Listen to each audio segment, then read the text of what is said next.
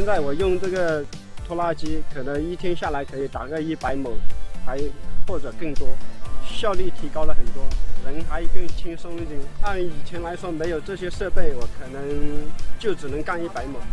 有了这些设备，我可以干个2000亩或者更多。不用无人机的时候，之前我们是背的那个人工背的，10个人打3天才打完100亩。现在我用无人机，可能有时候是不到3个小时，2个小时就100亩可以作业下来。就是用无人机的话，节省的人工还有作业的面积更广。